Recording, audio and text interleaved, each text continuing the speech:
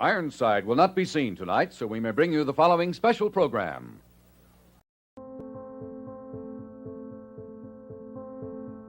Every part of comics and artwork is a form of communication with other people. It's not just here, let me direct my thoughts at you as a dictation of concept, but it's hoping to convince you of how cool you think a visual could be or a story could be. And you're trying to communicate ideas in one part storytelling and greater part just graphic impact.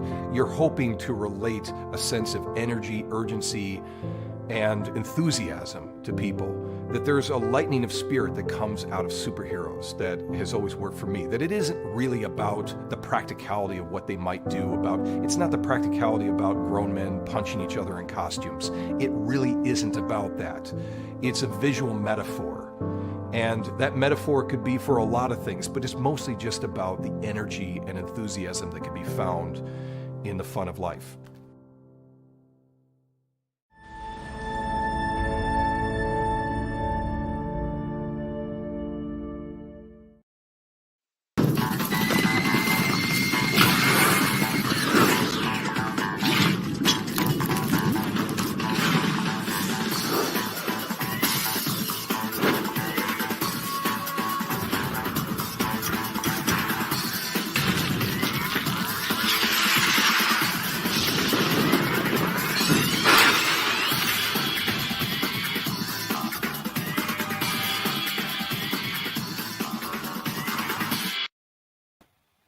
Welcome back, everybody. Time again for Word Balloon, the comic book conversation show. John Suntress here. Scott Coblish here. Good to see you, Scott. How are you, man? I'm good. How are you? I'm all right. Doesn't it feel like Baltimore was like last month? It does. Well, everything has kind of been, how's your pandemic been?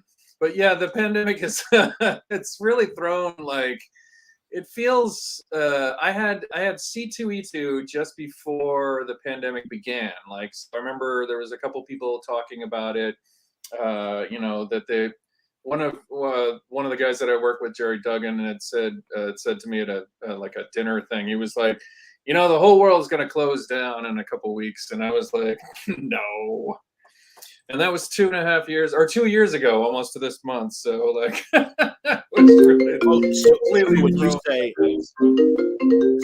when you say C2E2, you're talking about that last con standing, in from a couple years ago, yeah. Yeah, it was a whole bunch of a lot of fun because for us it was really neat for me and my wife because she's from Chicago's Indiana kind of area, and she was showing me Chicago because I had not really ever spent any time there, and we got to see all sorts of sights. And just before the lockdown happened, we were a little concerned. There was a whole bunch of people that were just a little concerned at the edges of everything. There's 150,000 people at the convention, and and then everything just kind of locked down after that, and then and then it just seems like time is just compressed and extended in a way that most people.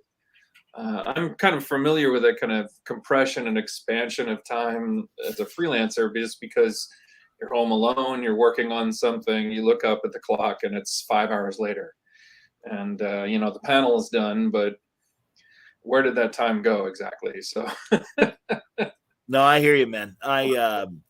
Well, it's good to see you. And regardless, we're going to talk about a lot of stuff tonight. But one of the things, obviously, and we should talk about it up front, is the fact that mentioning Jerry, Jerry and Brian Posehn, the Deadpool team, are back together again, and you're doing a brand new Image book and The War on Weed. Am I saying it right? That's exactly right. The Secret History of the War on Weed. It's a one-shot coming out from Image. I've always wanted to do an Image book, so this is our shot at it, and hopefully with more things to come after that. But Jerry and Brian and I have worked together for I want to say 10 years now. So this is a great opportunity for the three of us to work together again. And I'm just having a blast drawing it. So it's a crazy book. It's I don't even know really how to describe it. It's kind of it's a lot like the Deadpool stuff that we had done, where there's a protagonist that's not the greatest person in the world, who goes through some learnings. Do you know what I mean? And it's sort of set in the 80s. There's a whole bunch of like 80s pastiche jokes that we're kind of doing, and a lot of talk about the culture at the time and characters at the time, and also about the drug war, which I live in California, and marijuana has been legalized for a whole bunch of years now, and it's a completely different situation now for everybody growing up around me. My daughter is 18, and it's legal in California. Max doesn't actually do any drugs at all, but like it's, for me, when I was a kid, a whole bunch of people that I knew, they wound up on the wrong side of this stuff. It really destroyed their lives. And Wow. And I think that just because the laws have changed, everyone's experience with it is completely changed as well. There's stores all up and down the block here in Los Angeles where they just sell it. And it's no different it's actually nicer than some of the liquor stores around here. You know what I mean? Like it's a nice experience. The bud tenders are very sweet and very kind and very knowledgeable about their product, and everyone's, I don't know, it's just a completely different world. And Jerry and I and Brian and I were talking about it, and it was just one of those things where it was like the whole world is shifted around, but it's still kind of baffling for, old timers like me to sort of sit back and think about it. And then, we were trying to figure out if we had something to say about it. And then also it dovetailed in with, there's a shipping date of 4/20 in April. So we're like, we can't ignore the fact that there's a shipping date 4/20. And lots of stores around here do all sorts of it's like Christmas for dispensaries, and we were like, is there a way to sort of tie in with that sort of thing and have actually something to say about it? And then we also are going to try and donate some of the proceeds to there are a number of legal they're like NGOs, non-governmental organizations that help out with people who have either veterans who have drug convictions or troubles along those lines. And we were trying to figure out what group to support. So we've got a list that we're going to go through in another week or two, and that's settle on, I think, a charity that'll help some people out. Now that it's legal, there's people who have these things on their conviction. They're still in jail, and it would be, it's ridiculous to be in jail for something that, frankly, like if someone were picked up, they wouldn't be in jail. No, 100%, man. No, first of all, Illinois went legal 3 years ago, something like that. And again, with COVID, I can't remember. Right. And I'm a recreational user. I've been to dispensaries in Portland before they started opening up here, so I know what you're describing. Yeah. And they're nice shops, and they're knowledgeable people, and they, there's strains of weed for, anxiety and to help you sleep, and to help certainly. I had an uncle that had cancer and had glaucoma, and he was able to smoke back in the day. But you're right, and really California, and also the 80s is really interesting because we had President Reagan, and the war on drugs, as you say. And when he was governor of California back in the 60s, he was a strong advocate of going out there and burning marijuana fields when he found them and stuff, and clearing those. So no, I can appreciate putting it in the 80s, and also pointing out kind of the hypocrisy now that it's legal and everything. And again, the sad state that some people are still in jail for something that's perfectly legal now. Absolutely. It ruined just a generation or two of everyone's lives, and it's just fascinating to see how quickly it did shift. I mean, marijuana dispensaries, probably less than 5 years here in California, but it's just an expected area. What's interesting is that a whole bunch of areas in town where there were just a boarded up shop, they've got a marijuana dispensary in there, and some of them are really nice, So there's a Yeah, couple that are kind of like Apple stores, where it's certainly. like beautiful product all along the walls, and it's really fascinating to me, like just to see it, just to see the difference between when I was a kid, and it was kind of like you knew somebody who knew somebody that had marijuana, like, and then you'd go over their place and you didn't know if it was half oregano or whatever, like there was no way to control any of the what you were getting or how you were getting it. And it's just a completely different situation now. So, just thinking about that change in general was something that I was thinking about, or that I'm thinking about when I'm working on this too. So, and then of course all the '80s stuff with Reagan, and just a whole bunch of pop culture kind of icons that were around at the time. I just, it's fun to sort of poke fun at everything, and it's just interesting to do. So. I hear you. Stephen Commander is trying to remember all the DC comics where the characters smoked. He Oh said wow! Kid Eternity hit a bowl in Anisetti's run. Lobo did a benefit. Wow! Flotonic Man turned into weed and was supplying Gotham. Flotonic Man, I love that guy. He was. They used him really well in There was an Alan Moore set of Swamp Things that I really liked using him as a Oh villain. yeah, So, Jason Woodrue, right? yeah, that's right, Jason Woodrow. Yeah. The names for all the DC characters are so on the nose. They're so great. Just like if you, it's almost like you having that name just made you evil in that particular way. You know what I mean? Like now if you have wood in your name, you're pretty much going to control wood somehow, or be True. at the mercy of being in a forest when a nuclear plant goes off or something like that. Absolutely. No, I remember Jason and Pamela Isley, of course, Poison Ivy, Yeah. having their moments and stuff like that. Mhm. Magic K wants to know what was the experience like with you drawing Shazam from 2018 to 2020 with Jeff Johns? I don't know. I didn't draw Shazam, but I'm sure it would be fascinating, and I can tell you all sorts of great things about it. Jeff Johns himself is a great writer, so like I worked with him on when we were working on the Legion of Three Worlds, which I did some inking on, and Jeff and I met up a couple times, and this is when he was deep in the middle of all that Green Lantern stuff, where he was worrying, just thinking about the spectrum of colors.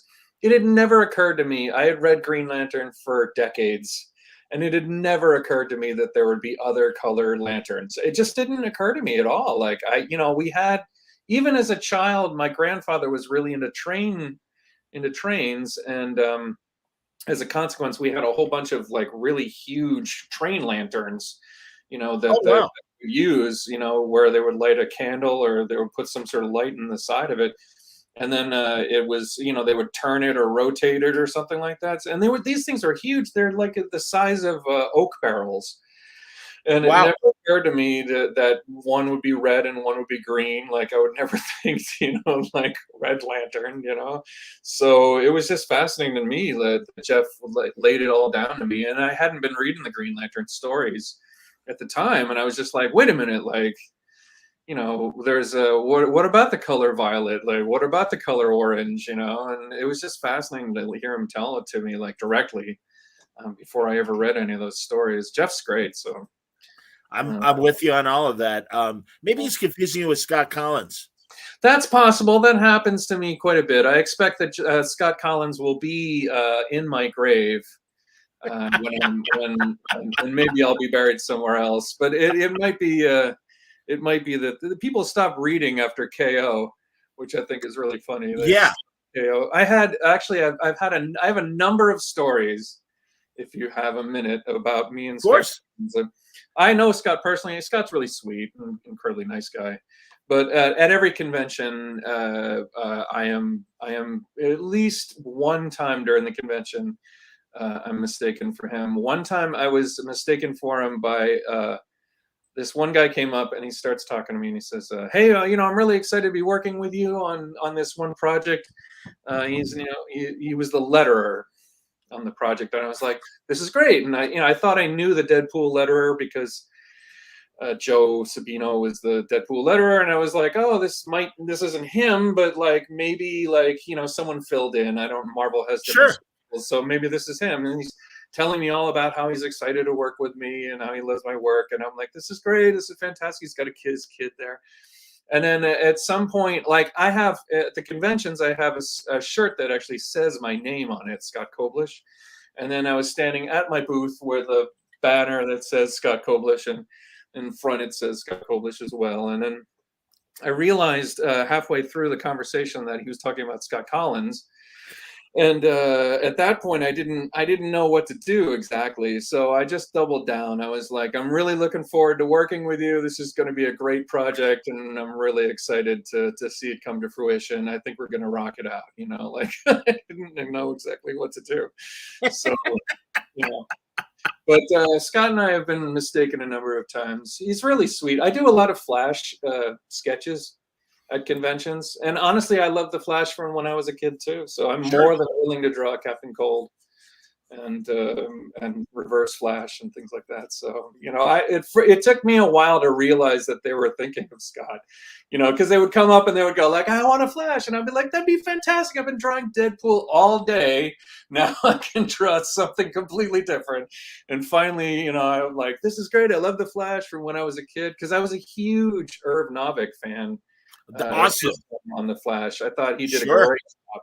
That was the kind of stuff where I first saw the Flash with a whole bunch of other kids that had comics. Like I didn't see like a Flash comic myself first. It was just I would go over other people's places and for like sleepovers or whatever, and they would have a whole bunch of Flash comics.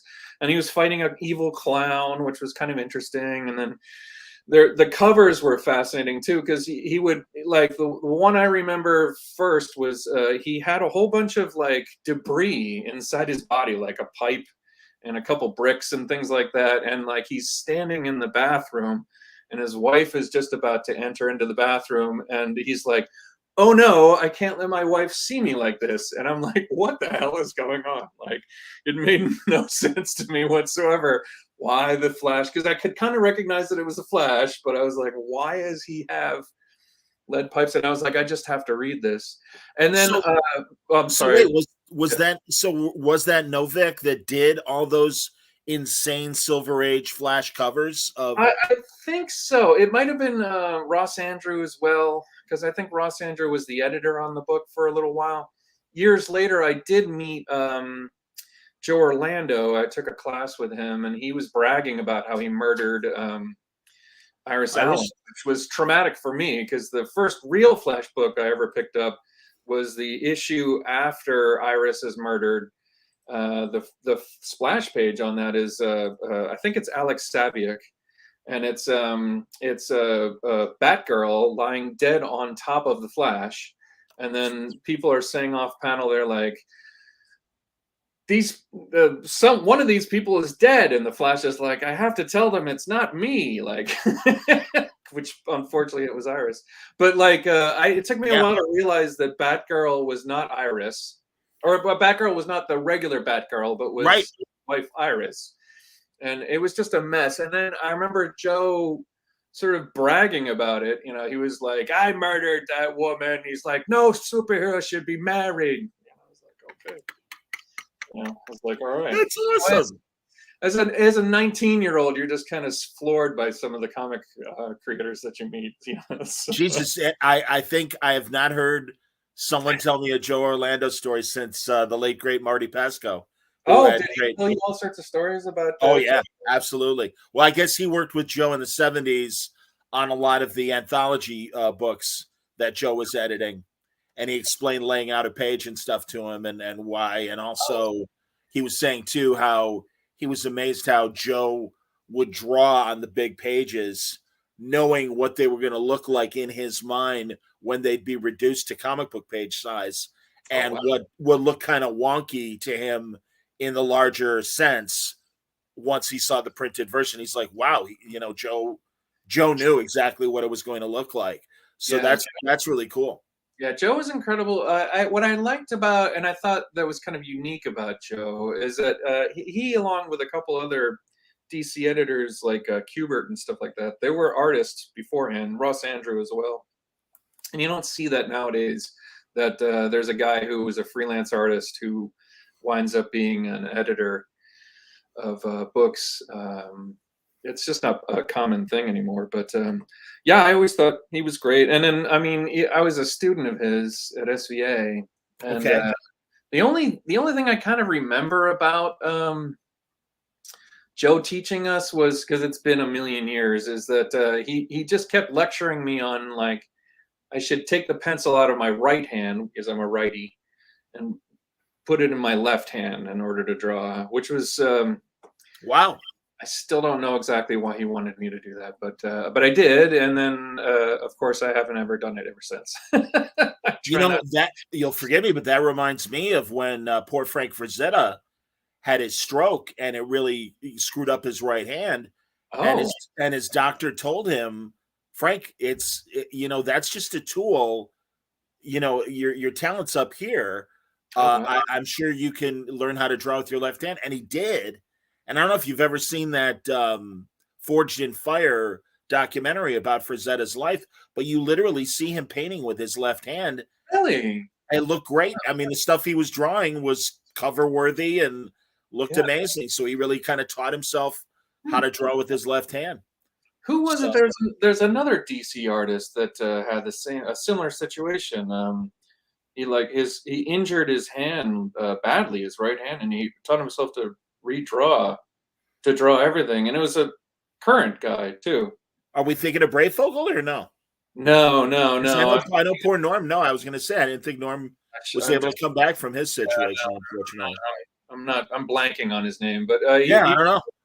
He did the Justice League 3000 book for Porter. I think. Howard Porter. I thought that he had his hand and relearned how to draw with his left or something like that. But I had never heard that. I don't know, but I do remember those. Rumor, I don't know. I do remember those Flash issues, the Trial of the Flash, and he and Iris were going to a costume party.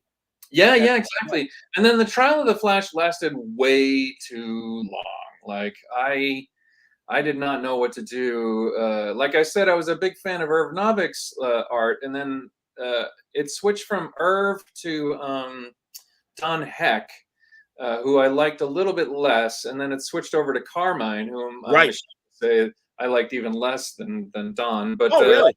It's taken me a long time to appreciate all of those guys. Like as a kid, I was not into that particular style, but now as an adult, I realized that they were coming from completely different places. Especially Don Heck, I think should have just been doing westerns for his entire life, and Carmine, I have a friend, a really good friend, Derek, who he just loves Carmine's work. So I've been kind of learning how to like it through Derek's eyes, but it's a struggle for me on that.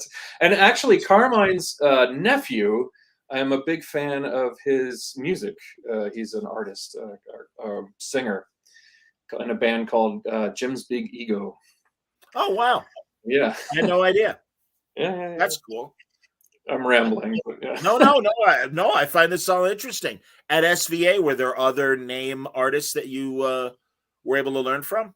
Yeah, when I was there, so it was the dying days of Harvey Kurtzman. Not necessarily dying at the time. He had Parkinson's or some Alzheimer's or something like that. So there was a lot going on with his health, and so I took a whole bunch of classes with him. I took a whole bunch of classes with Will Eisner, and Andre LeBlanc was. Wow. Will and Andre would go back and forth, and then I guess I left like the year that Walter Simonson started. Oh wow! So I kind of missed out on that, but it was mostly illustration, a lot of cartooning. I forget his name as well. Anyway, I'm blanking on his name. I took a whole bunch of classes. I really enjoyed it. I started at the Kubert School when I was very young. So like I had already kind of I entered SVA with a chip on my shoulder, really. Like I had started, going to the school with Joe teaching when I was 9. So, Wow. yeah, so I had learned at Joe's knee essentially for years and years, but although I wasn't good enough as an artist, I had all of the things he had taught me in my head. So when I would meet guys like, these teachers that I was running into, like Sal Amendola or like Yeah.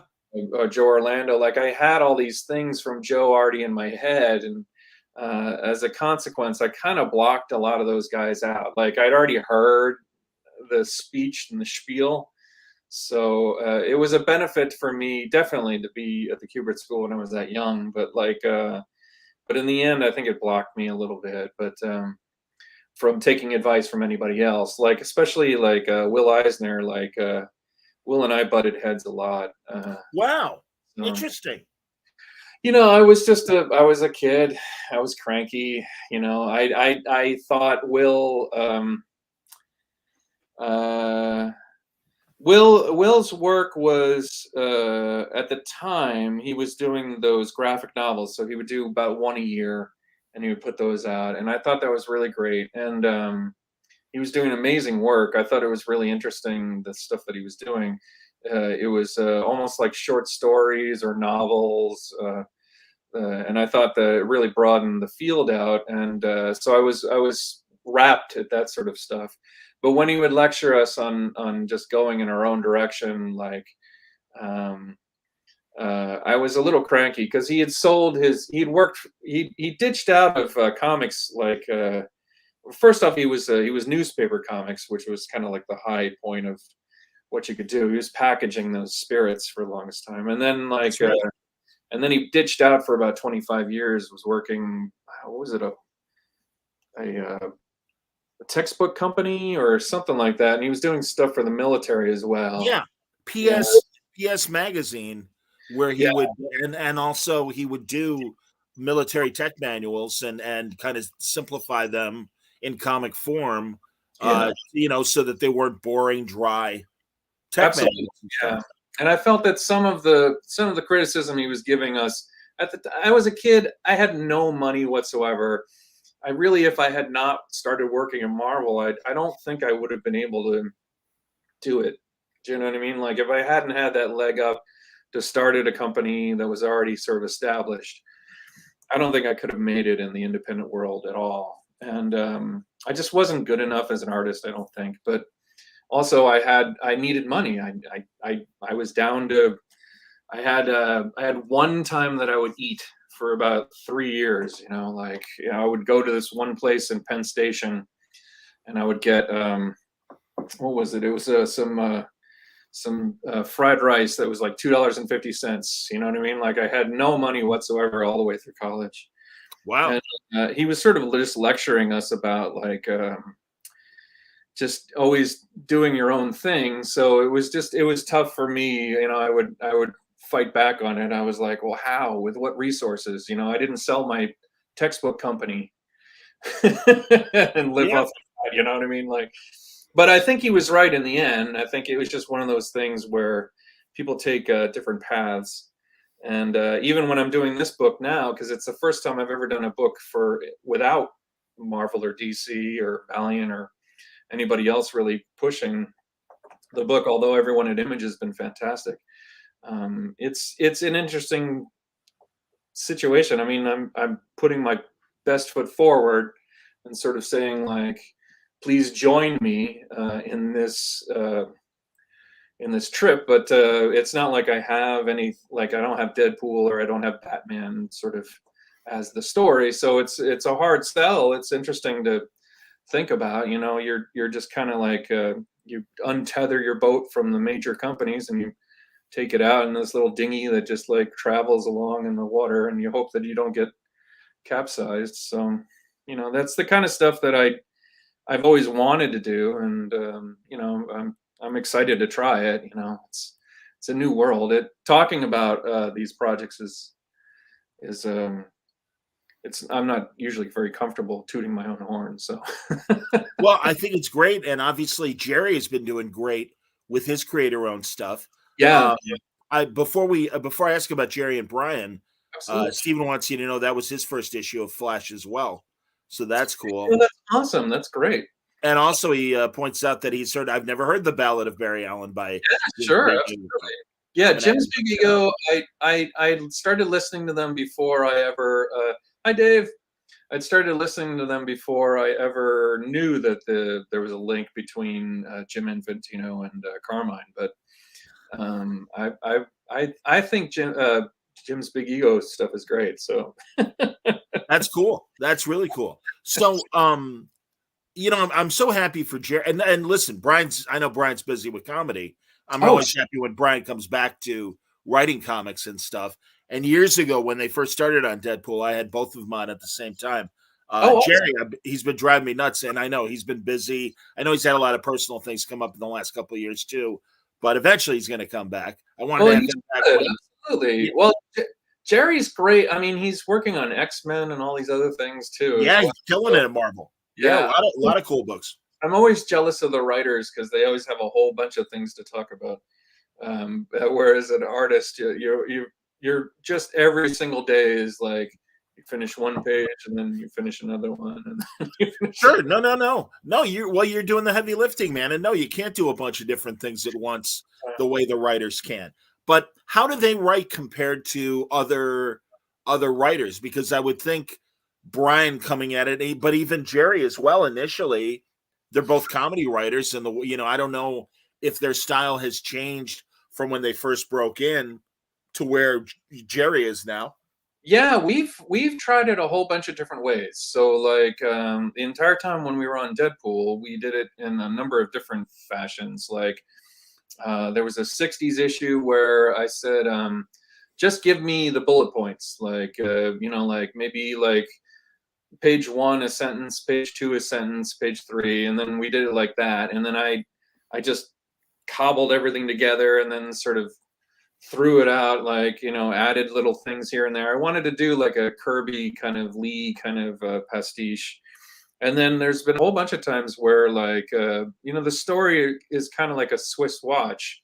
Like Jerry would, especially when we were working on the Cable Dies stuff, it was like a Swiss watch. So we really had to like watch what we were doing the entire time. And these were full scripts. And so we've done things a lot of different ways.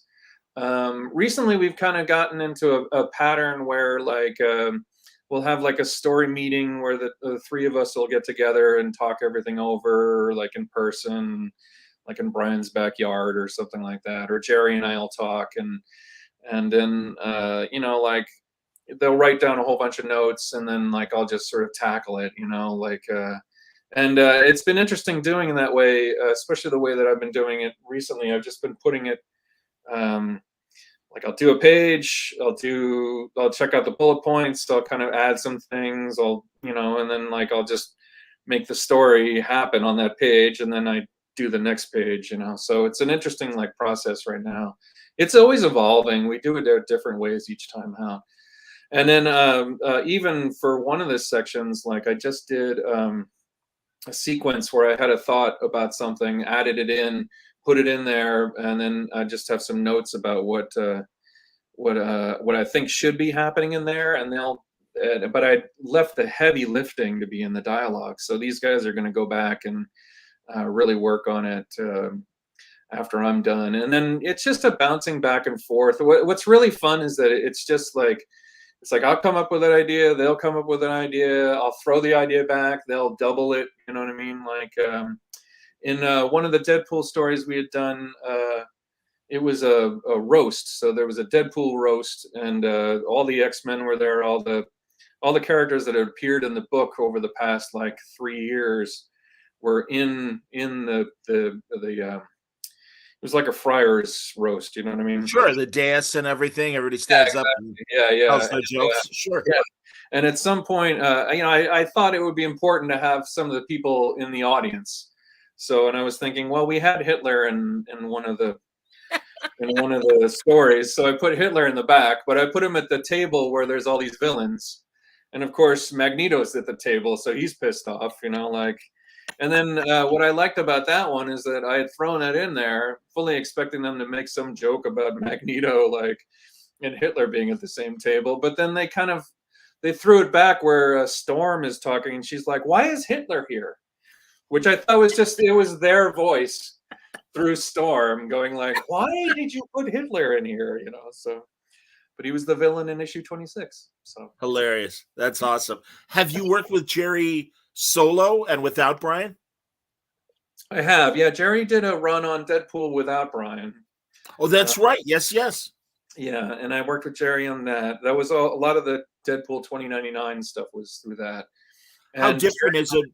Yeah, how different is it writing with or drawing with Jerry solo as opposed to the two of them? You know what's funny is Jerry comes up with a lot of jokes, so it's not easy to sort of like I would have thought that Brian would be all the jokes, but honestly, sometimes Brian is like the one thinking seriously about everything, and then Jerry's the one coming up with jokes, or vice versa. So they're kind of like Jerry is very deliberate. Like I find that. Jerry is very focused. Jerry is very deliberate. All the things that I've seen out of him, he's thinking like a number of steps ahead.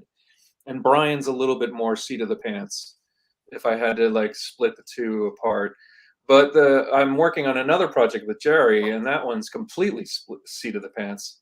It's a monster book, and that one, I don't know that I have either one of us have any sense of it being a larger arc or anything like that. So, we have a beginning, middle, and end, and I'm about 40 pages out of 60 done. So is that a Marvel book or is that an independent book? That'll be another independent book. Yeah. So cool. We're hoping that once the 420 book, the Secret History of the War on Weed, once that one comes out, we'll do like another one after. So,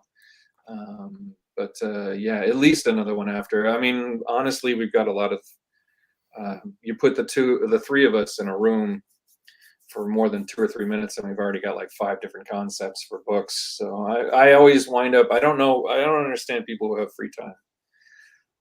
I wish that I could sort of barter for their free time, like I could make it so that we have 36 hours in a day, I gave them back something like some free comics, and I can get some hours ahead. So do you feel like you're working more during these COVID times than you were prior to COVID?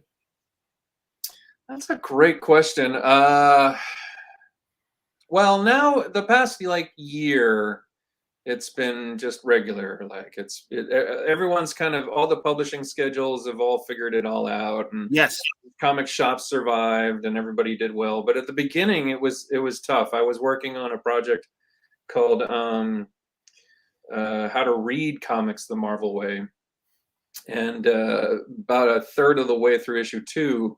They said pencils down, and I didn't pick that book up for another year, maybe 14 months or something like that, before I started working on that project again.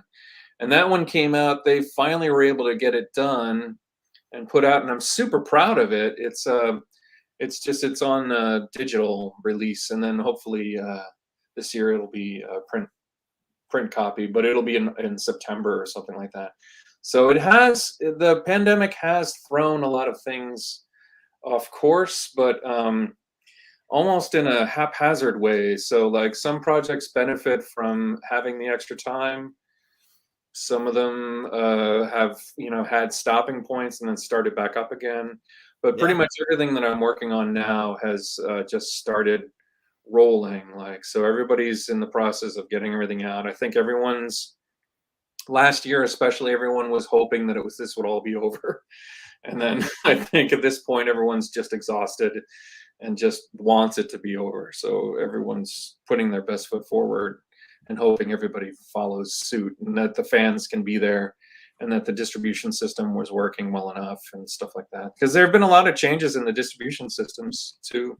Oh yeah, Penguin Random House has taken over Marvel's distribution, and I think DC has Lunar and things like that. Right. So the everything is a little off, but not in a bad way. I don't think DC had its best year ever last year. So I don't know what Marvel is doing, but I get the feeling that everyone's doing okay, and that's kind Yeah. of nice. And there's lots of Yeah, I agree.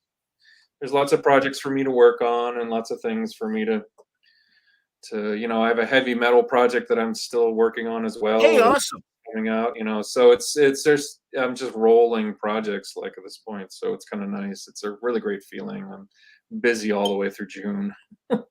Oh, that's wonderful, man. Congrats. That's great. It's nice. So, It's really good. let's talk about Batman for a second. Who was writing Batman when you were working on him? I did a story with Mark Guggenheim, and I did a story with, oh gosh, I'm going to be embarrassing and forget. Jeff Parker. I did a story with. I thought Jeff was great, and I'm completely blanking on. I did a Toyman story, which I thought was really a lot of fun. I love the Toyman, and what I liked about that story was it wasn't. Just between you, me, and the internet, like I'm a little tired of Batman's villains. So like, I kind of the only like I just really I feel challenged to sort of like get up the gumption to sort of care about like a new Joker story or something like that. So, but that's a personal thing for me. That's just 50 years of reading Batman. um, and actually, I have a big problem. So when I was a kid, there was a lot of Batman stories. It was around that time period. Someone said that they had Steve had said that he picked up a Flash around that time, and Batman stories were a little bit different. They were more in the Jim Aparo, Neil Adams kind of thing. One of my favorite Batman artists was Don Newton. I was going to say Don Newton is in that wheelhouse. Absolutely. Yeah, I love Don Newton's work. Yeah, big fan. And that was the kind of Batman I started reading. It was gray and blue. He was gray and blue. Yeah, yeah. And I really didn't care that much about Batman until Frank Miller took him over. And that went off like a bomb in my head. Like that guy really turned it around for me in my understanding of what Batman was. And then when they did Year One, Mazzucchelli and him did it. And that set it up, solved every Batman thought that I had ever had. Like, I don't know, they just did it so well that they solved it. And then after that, I was like, nope, it's all been fixed for me. I don't have to think about this again. So it's been a little bit. When I started working on Batman, I had to like throw that kind of thought process out. I was like, well, I know what Frank Miller's Batman has been like in my head for the last 30 years. What is my Batman even going to be? So, because they're given kind of the leeway to do it, like you can create your own kind of thought process on it. Yeah. And for me, like the cape was kind of an important part of like my thought process on him. And but I really enjoyed doing it. I thought Guggenheim's script was great, and I thought the Toyman story was fantastic. I'm just blanking on the writer on it. And then which Toyman was it? It was the Superman Toyman. It was the son of the guy who was like Toyman. So right. Who is depicted in Supergirl, the TV show? Yeah, that's the Toyman son as well. Because there's the classic Toyman, there's the son, and then there was the I believe he was a Japanese kid that was another Toyman. Yeah, this was he was kind of a heavy set, glasses, longish brown hair. Yep. So that was the Toyman they gave me, and then I threw in a couple like drawings of like older Toymen, like in the background, like in pictures, because I really enjoy like. George Perez told me one thing where he was so excited about working on this one project because he had never drawn these characters before, and he was like, I just want to go like having drawn everything, and I was like, yeah, I kind of really I respect that. I kind of want to do that too, So anytime I get a project where I can throw like I remember one time I threw Star Fox in a picture in the background, and I was like, good, I got to draw Star Fox, like sure. So like that's fun. But yeah, it really like it tickles my fancy, like that's so classic Marvel, and also the opportunity to do that in DC as well. They're living in these superhero and villain universes. I remember when Mike Gatos was doing Alias with Bendis, and I mean, it's such a classic Marvel move. Oh yeah. But I forget who Jessica was having lunch with, and Thor just like flew by in one panel. Yeah, and it's like, yeah, if you're in New York, I mean, and it's the Marvel universe, you're seeing these guys and women all the time, and I think that's great. Absolutely, it is that shared universe thing that's at Stan and well, even if it sort of dates back to when all the DC characters, before it was even DC, like when it was national periodicals, they started jamming, like, you know, they had the Justice Society, which was just a jam of all the different characters there too. So like, it's kind of a trope that comics have. Like when I was a kid, Nancy Drew and the Hardy Boys would occasionally sort of team up. You know, you kind of had the feeling that that was a universe all of its own, but most of the books were not like were not tied together. You know what I mean? Like, I do. And then I had heard, what is it? The Lone Ranger and the Green Hornet are kind of related or something. Absolutely. Like that. Yeah. Well, the Lone Ranger was John Reed. Yeah. And his nephew that would show up in the Westerns was Dan Reed, and Dan was the grandfather of Britt Reed. There you go. So it's that kind of stuff that, like, it's like you have these stories, and then you have like a little bit of information like that really sets your imagination on fire, because then you're like, there's stuff about this where I can start to make connections and thought processes about, like, you know, what is this character in this? Is he in other things?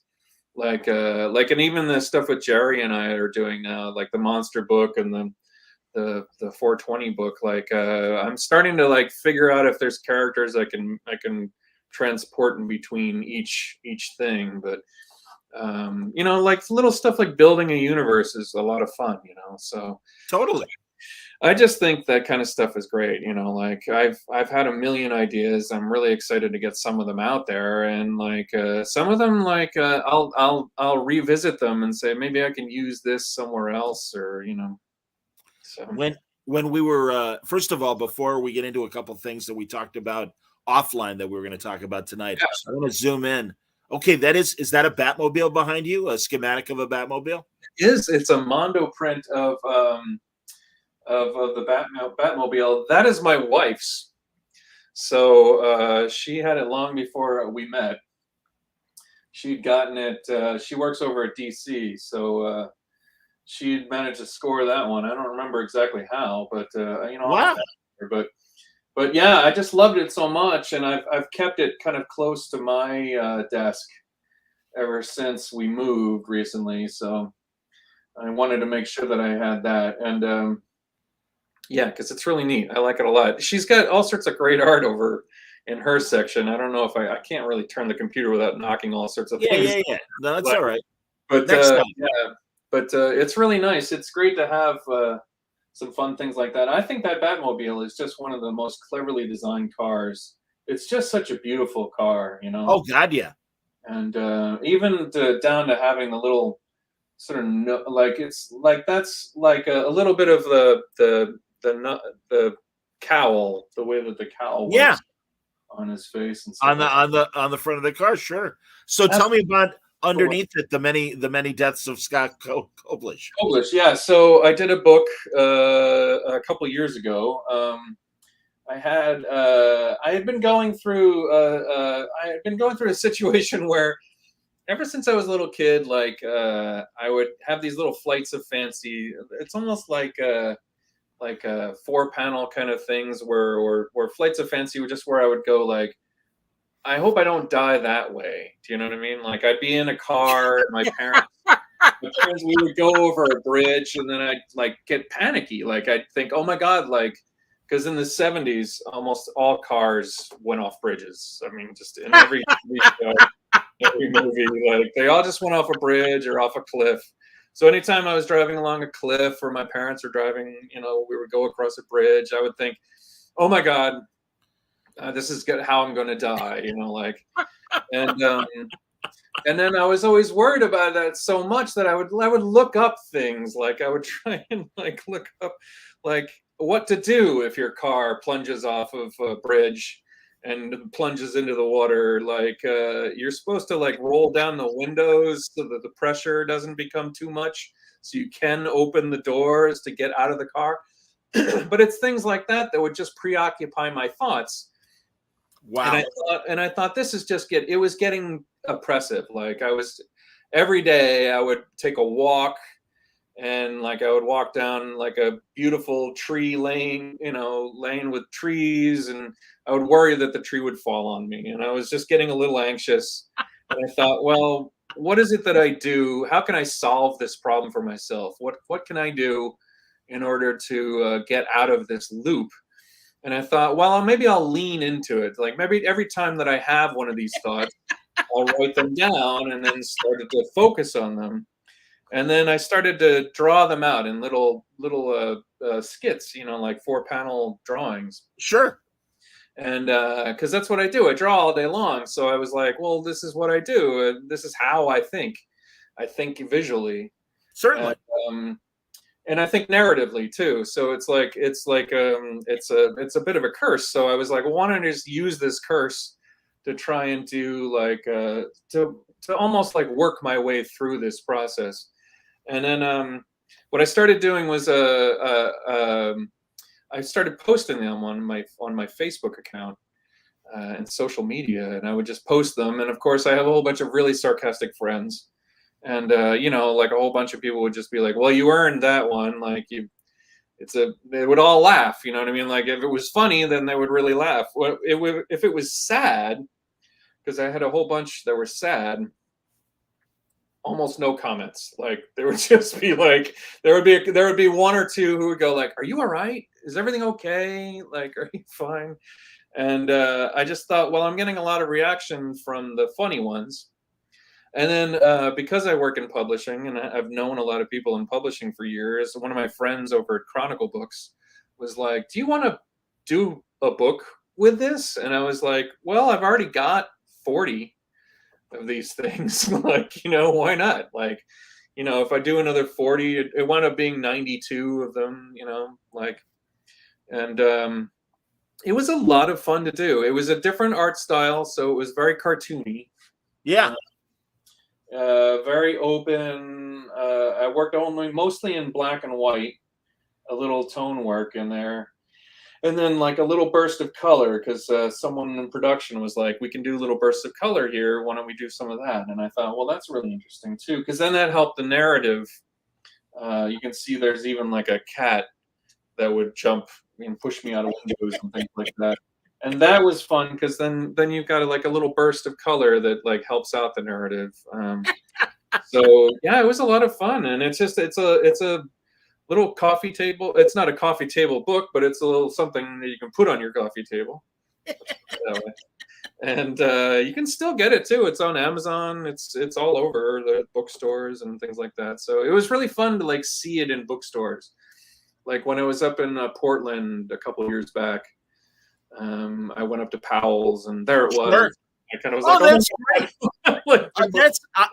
Dude, I've been to Powell's. God, Brian Bennett like told me about it for years. Yeah. And when I went there for more than just going for Rose City, I'm like, all right, I got to go to Powell's. And I literally spent like 4 hours there. Absolutely. It's one of the greatest bookstores in the world. And I was like so overjoyed to see it there. I was like, oh my God, my book's here. That's so funny. Yeah. Dude, literally in the background, you can't see it. But on one of my shelves, I've got a couple of the books that I bought at Powell's and everything. Oh, really? Oh, that's great. Oh, yeah. Well, I'm a boxing guy as well as a comic guy, and I found a couple great boxing books over there that I didn't normally see. Oh, that's awesome. There must be all sorts of great like photo books of boxing and stuff. Oh yeah, absolutely. And it's funny you mentioned your fear of the winding canyon roads and that kind of fear. Ken Norton, the former contender and champion, he actually fell off one of those cliff roads. Yeah, and really could have stayed damaged for a long time. But his son, Ken Jr., was, a great football player for the Niners back in the day. And he helped his father rehab, because he really, not only did he have problems physically, but his head was really, he suffered head trauma. He had to relearn how to speak and how to walk and everything. and Junior really helped him out. And if you mind not it being about me for a second, we had him at my sports radio station, and I had read his book. Yeah. And I said, Ken, because he had a bit of a speech impediment post injuries. And I said, Ken, people might mistake that for too many punches that you took in the ring.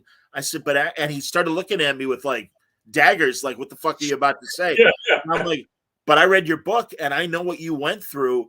And Ken, that's your greatest achievement beyond being a champion. I said, man, you overcome, what a lot of people would have maybe been stuck in a chair or need a walker and everything. And I'm like, you walk great. And I said, God, your rehab was just incredible. Would you please talk about it? And then he softened up and he told the story. But I'm with you, man. That or Jan Berry from Jan and Dean at Dead Man's Curve, ironically, that, he fell off a cliff road and everything. Wow. And he didn't come back the way that Ken Norton came back. So, yeah, I hear you. I always worry about those sorts of things. I do. Like I couldn't make it funny. I would sit down and I would draw that story where like I get pushed off the road by a tanker truck or something like that, but I could never come up with anything funny for it. So, because it just strike me in the end that it was going to be funny. Wow. That's really interesting. Yeah. Huh. Yeah. Absolutely. So a couple guys that, well, first of all, I do want to talk about, you said recently, you saw George Perez, you got to hang out with George. Yes. And that's great, man, because obviously we're all, concerned and, we know things are what they are. And, I mean, I had my personal time with George has been very brief, but he was incredibly kind to me. And, so tell us, as someone that really knows George, what was it like seeing him recently and how's he doing? Absolutely. Well, I mean, the thing about George is, and if you've met him like you have, you'll know that, I mean, I personally try to pattern my reaction with fans and with people around me after how George handles things, to be honest. I remember sitting at some convention and he was across the way, and he was there before I got to my desk, which I get there kind of early, and like he was there and he was already settled in and he was doing sketches for some of the retailers around. Had gotten to him early, like at 8 in the morning. So he was working on those, and then he just sat there and did, $15, $25 sketches for everybody that came up. Real quick, 5-minute sketches. Had time for everybody. Incredibly sweet. Had made time for every person to talk to while he was doing the sketch. He's doing things like Robin or Batman and talking about what the characters mean to him and stuff like that. And I just watched it and I just thought, what an incredible experience he's giving everybody. It's a little piece of himself. It's a little piece of joy. It's the joy that he feels when he's drawing is something that he's giving back to the people who have enjoyed his drawings. And I just thought that's a great way to pattern my life when it comes to being kind to everybody at a convention, because sometimes conventions, they can just drag you down. Like, just emotionally, you are there. If you're not careful, you can get upset about like everybody walking past you and never caring at all that you're there. So like you really can't like, ego has to be in check. You really have to be kind of conscious of any negative thoughts that are passing through your head and just put them aside for a little bit. And watching George handle things like that, and Art Baltazar too, by the way, but watching George handle things like that, were really important to me in how I approach everything in the comics art. And also, I was a huge fan of George when I was 7 years old. George's work was the stuff that I immediately gravitated to. One of my first Fantastic Four issues is one of George's work. It's with the Eliminator on Whisper Hill, and it's just this amazing comic. Like, that a couple friends of mine and I also, they had the first time, that was their first comic as well, because it was in a Whitman sampler. I don't know if you have Whitman samplers. Oh yeah, But it was in a Whitman sampler 3-pack for a few friends of mine as well, similar kind of ages. And George's Fantastic Four, George's Avengers, that kind of stuff was what I really was amazed at and was really like into. When he did Teen Titans, I was right there for him. Crisis on Infinite Earths hit me like when I was 15 or 16. Like the complexity of the whole thing, just the artwork alone was astounding, and the storytelling and everything that I ever looked at his work, I just studied it super closely. And I'd had a chance to ink over him once when I was at Marvel. But it was quick. They were like, we really need this page done today. Like, it's coming at 10. We need to have this out by 5. And I was like, all right, let's try. And I did a good job, serviceable, but like I kind of bided my time for another opportunity to ink over him, and then I jumped at it when we worked on Brave and Bold together, and then Legion of Three Worlds, and just he was so kind the entire time that we were working together. And when I had to finally kind of bow out of inking him because my penciling career was kind of taking off, I was anxious about the call. I gave him a call and I was like, look, I'm not going to be able to work over you anymore. Like, this is was kind of heartbreaking for me, but also I knew that I had to kind of get into the next part of my career. And his immediate response was, you need to do this. It's your shot. Take it, jump at it. Like, he was so kind and so conscientious about the whole thing. And it really stuck with me. So when he came out here to California about, I want to say 3 weeks ago, I just jumped at the chance to be able to help take him around. My wife works over at DC. I'm pointing over in that direction. She's not there anymore, but that's where her desk is. So, yes. my wife works over at DC, and she was helping to arrange all his appearance over there at the company. Yeah. And because DC really, they recognize that he helped build tremendous pillars in that company. Wonder Woman would not be the same. Teen Titans, almost all of the depictions of Teen Titans have things that he brought to the table. No question. Back in the 80s. And yes. I mean, it's almost all built off of the work that he and Marv did when they were there. So there's a couple things that really they recognize or they owe to George. So he was coming out to California to visit some folks that he, loves and cherishes, and before he gets too ill to be able to travel, Sure. Yeah. He's got about 4 months. When they tell you you've got like 6 months to live or something like that, they're kind of guessing. 100%. It's never going to be, all right, you've got like 180 days and that's it. But no, I hear you. Yeah. But he wants to be able to travel and see folks that he can see before he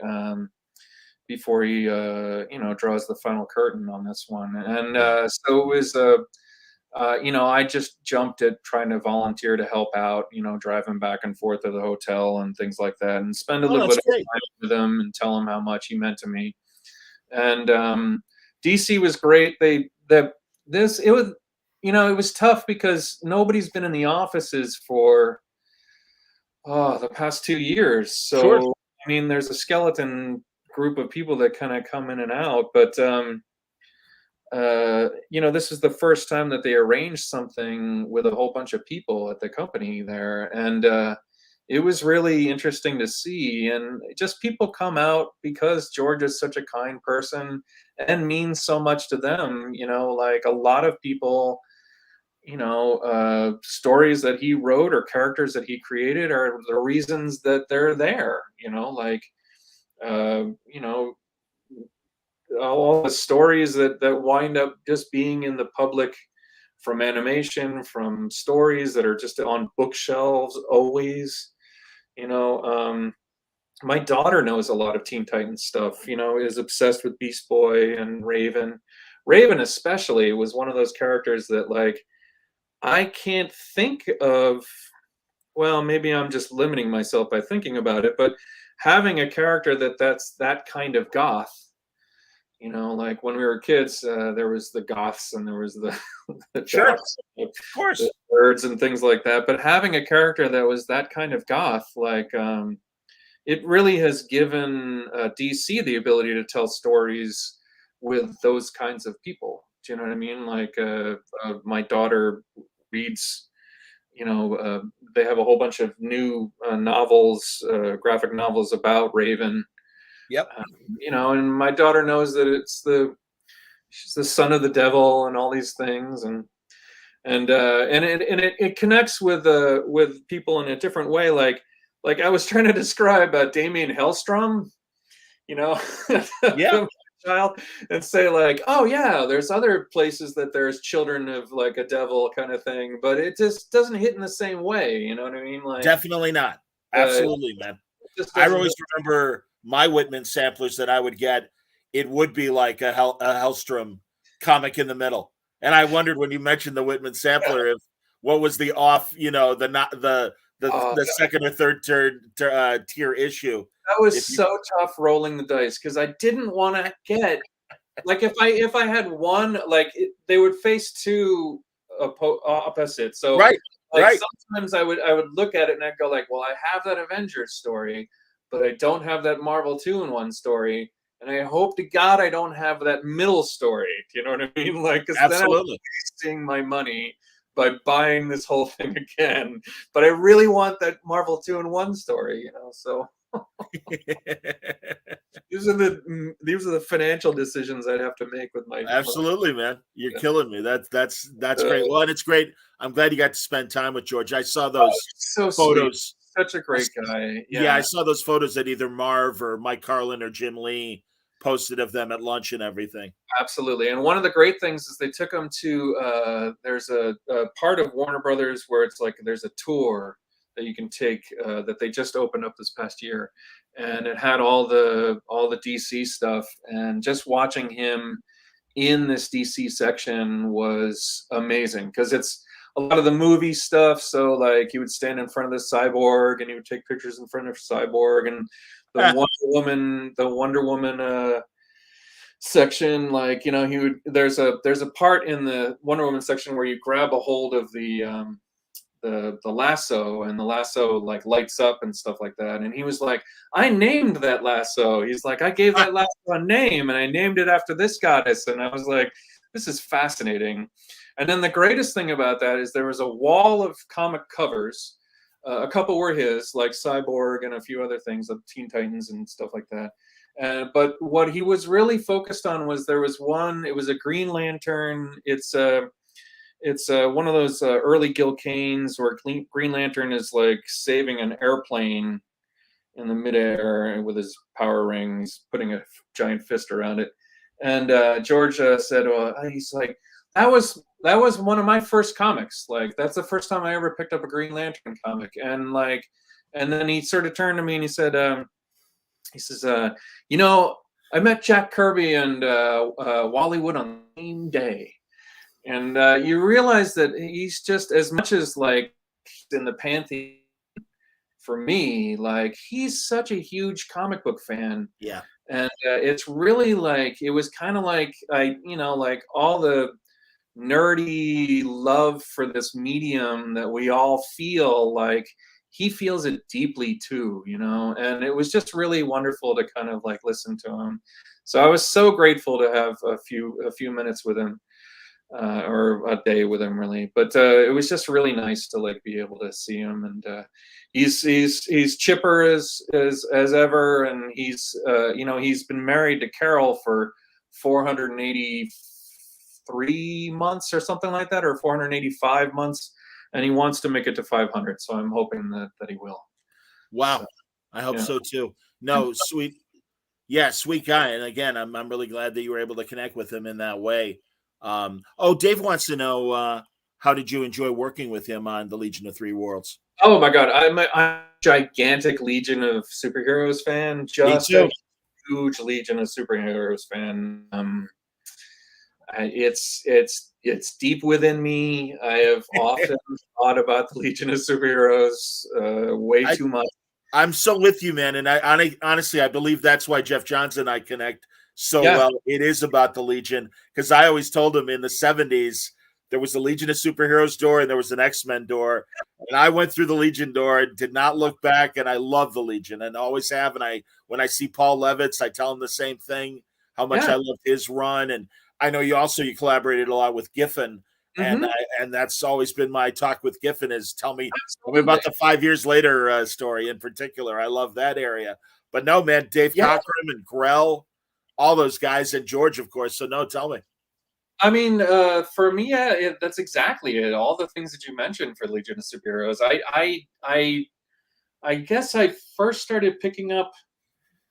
I had one where it was like it was I think it was issue 251. It was right after. I would always pick up the book like immediately after some really important event, like I was dying. I would pick up the next issue. Do you know what I mean? Like then this one, and I picked up issue 251, where like Superboy had left the previous issue, but so I didn't really have any connection with Superboy in the Legion unless they dragged him in, and then but I was just more obsessed with the characters. Like Dream Girl and Brainiac 5 was a jerk, and I was really in love with Ultra Boy was fantastic.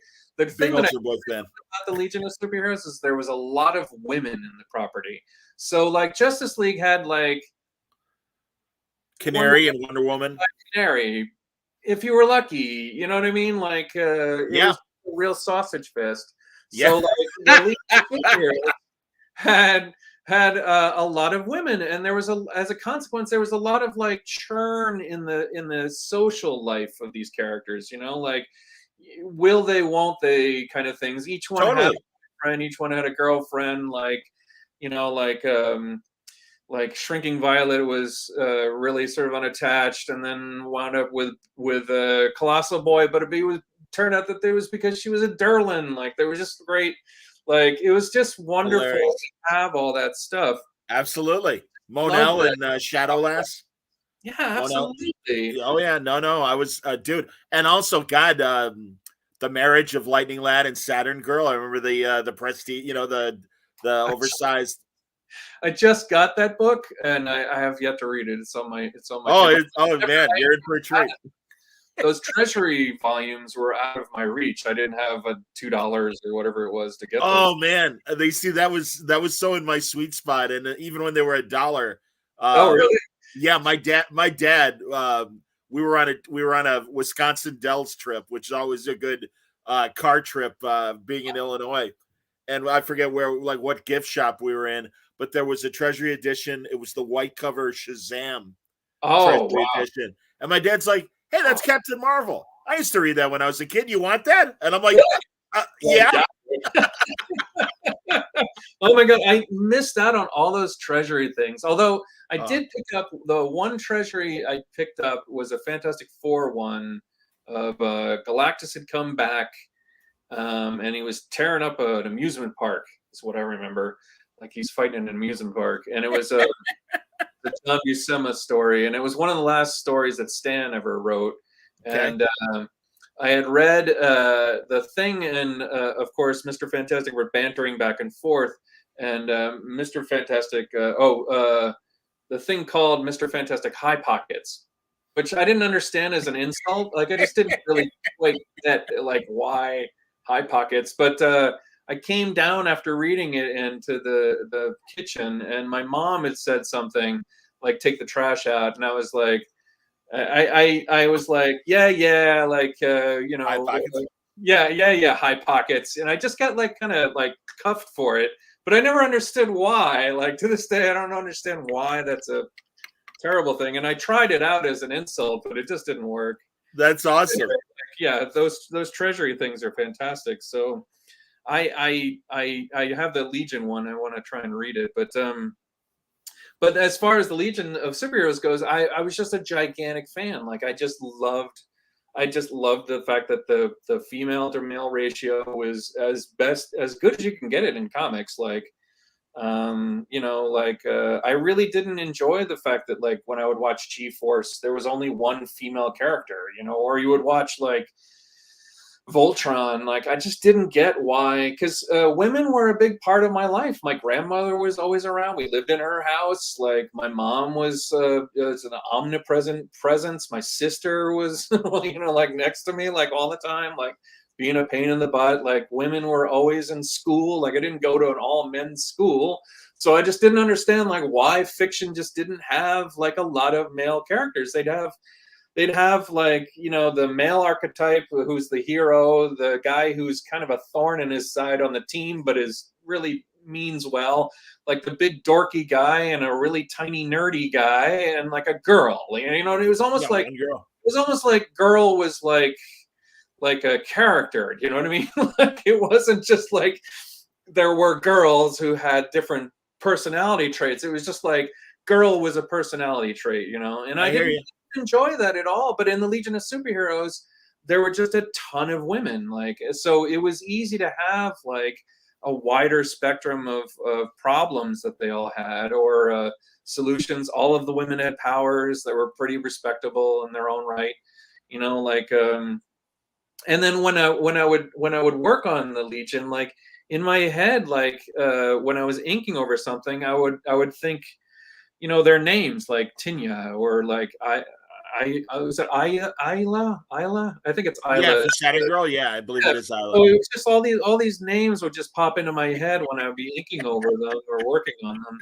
And I got a really big bite at the apple when George was working on it, because he wanted to put everything that he had ever thought or experienced in the Legion into that book. And that book is just off the charts complicated. Like he was making, not only was Lightning Lad had a particular facial structure, but all three from the different worlds, right, all three had different facial structures. So like keeping that all straight was like a master class in watching somebody come in and say, these are all real people, and these are all, this is how they behave.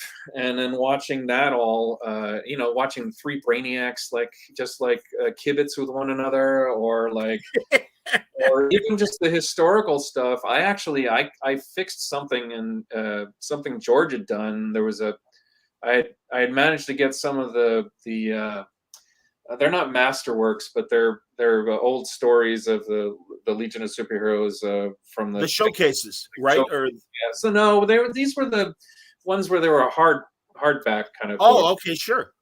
I managed to get my hands on a couple of those, and there was a part of the story. It's only one panel where there's a couple characters that are leaping out from that particular story, and I knew that particular story, and I was like that costume's a little bit different. So like I went in and I sort of changed some things, but mostly with that one, I just added stuff. Like I would add in names. George had put in a whole bunch of names, like Kurt Swan in an interlac. He would put in like Kurt Swan's name. And then like I went and put in John Fort's name, you know what I mean? Like, or Forte, I don't know how to pronounce that one. I'm with you.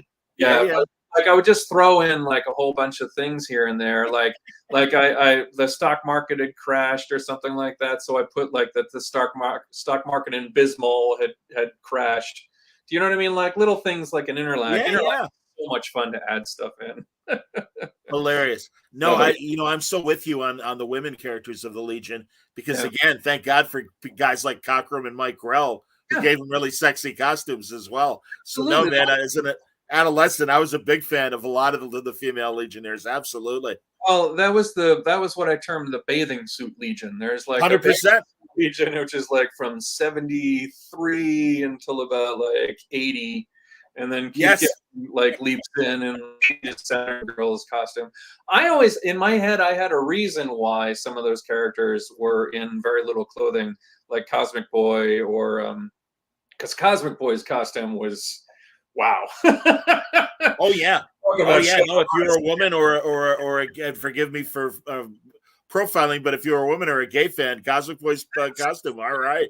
Yeah. And I always thought Earth is probably in a different orbital realm, so that like in Saturn, Saturn Girl is probably more comfortable at colder weather. being orbiting Titan on Saturn. So like for Earth, it's incredibly hot for her to be there. So in my head, that's exactly why she was wearing like a bathing suit. That's hilarious. It's so much hotter on Earth than it is on Titan. I mean, and obviously we know Titan now has rain, but it's a hydrofluorocarbon kind of rain. She can handle it. It's methane rain, but that kind of stuff is fascinating to me. So no, and I love science fiction. I was a huge. Every science fiction book I was reading was all about space as well, like from the Lensman to Ringworld to Foundation and all the Empire all books and all that stuff. So I was reading those all at the same time. So over at Marvel, they didn't really have like a science fiction kind of like angle. Like you had some of the Imperial Guard, but that was kind of, it would just show up in X-Men every. Well, and the classic Guardians of the Galaxy, the original Guardians of the Galaxy. Yes. And I don't know why, but I couldn't connect to them the way that I could the Legion. I don't know why. Charlie 27 just doesn't. I don't really enjoy that character. Yeah, nobody really brings him back. I don't think Vance Astro. Vance Astro was Vance Astro was really tough for me because the first time I ever ran across him was in the Avengers, where he was from the future, but there was a Vance Astro that was like living at that particular time as just a teenager, really. Like it's before he left in 1994 in order to travel across space. Back then it was all the future. So like, sure. But Vance Astro was a tough one for me because he was the way that everybody was treating him in the New Warriors book just had I didn't know how that all connected.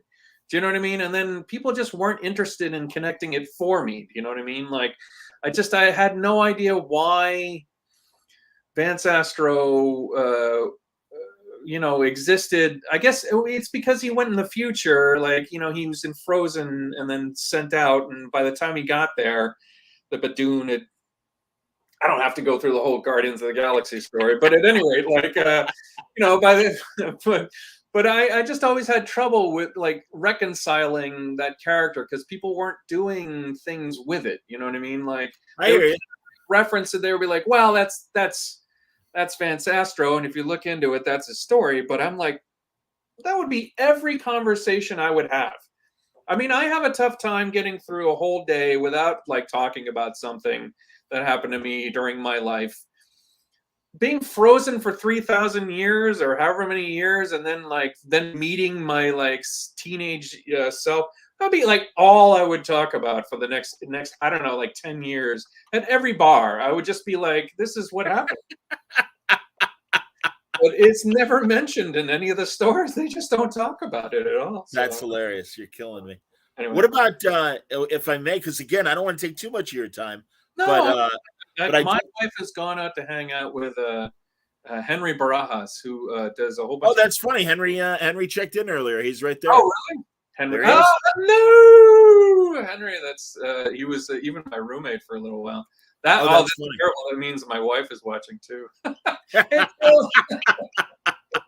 God, do something else. Find a better way to spend. And that's not you, Scott. That's me. I always tell people, Jesus, Scott Porter, the actor, who Friday Night Lights and was doing at the time the animated voice of Cyclops for those Japanese X-Men, Iron Man, and Wolverine cartoons. Okay. He was doing the Cyclops voice for all of them.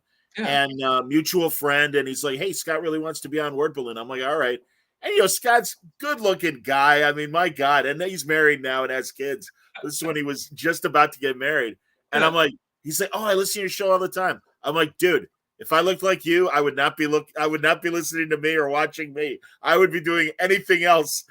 Have a social life, date women. He goes, well, I'm getting married. I said, fine, take your fiance out. I'm like, but honestly, I've been listening to you for even around the time, like around comics, like it goes back that far. Sure. No, that's like within the first couple of years of Word Balloon. Absolutely. Yeah, like I've been listening to you talk to everybody. And what's interesting is that, so when you're an artist and you're just sitting there alone sure, for days on end. Like, you're not, in order to concentrate, you're not really, like, some guys can talk on the phone.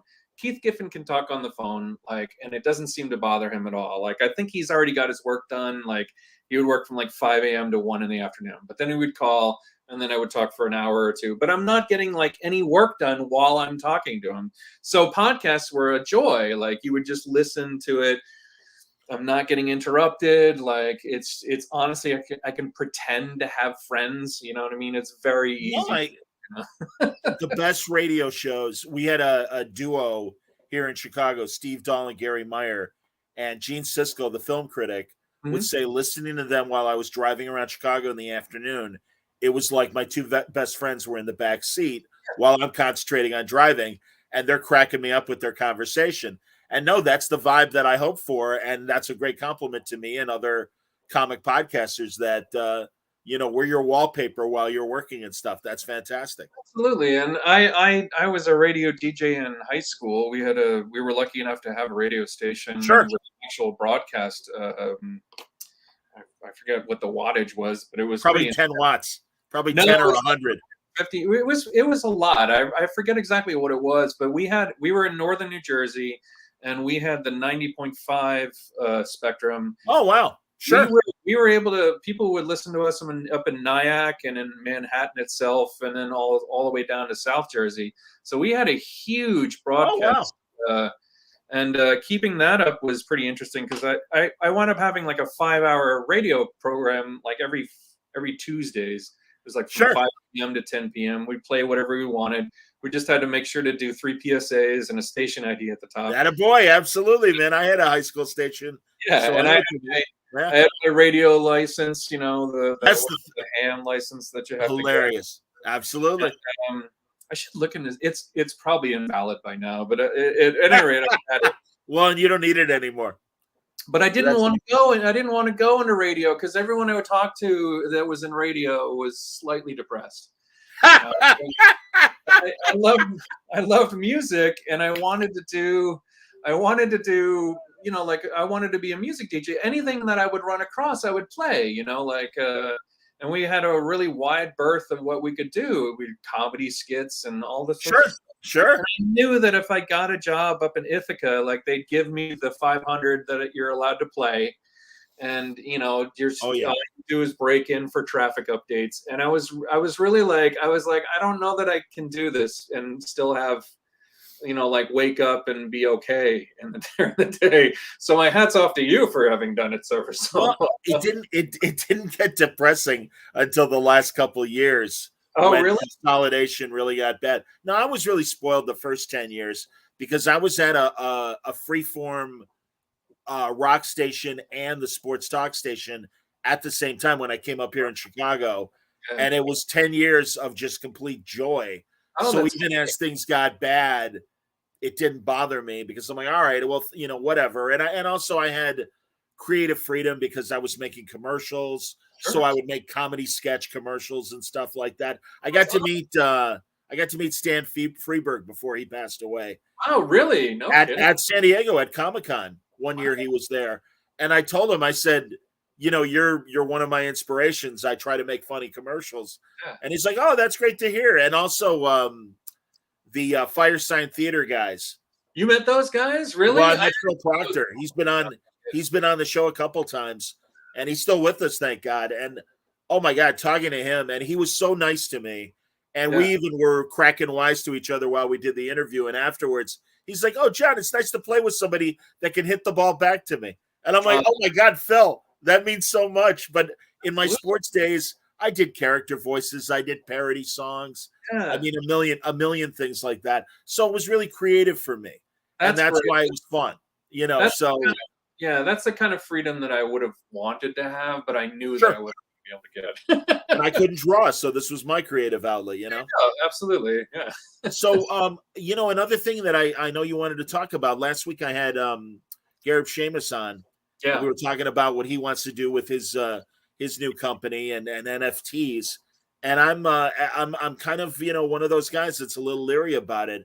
and I don't know if you had thoughts on NFTs. Tell me. I do. So, all right. So this goes back. I've tried to kind of hone my thoughts on this because my wife is like, "You should write this down," and each time I don't. But so bear with me while I try and focus my thoughts on this one. So, unfortunately, we're going to take a trip through time, and we're going to start it at the printing press back in like 15, whatever it was. So Gutenberg invents Hey, the Scott. press. When forgive me, I'm gonna interrupt you for a second because I need to tend to something in my apartment. I will be able to hear you. Oh, okay. But Sure. I'm gonna go off camera while you're describing this, and I'll be able to hear you.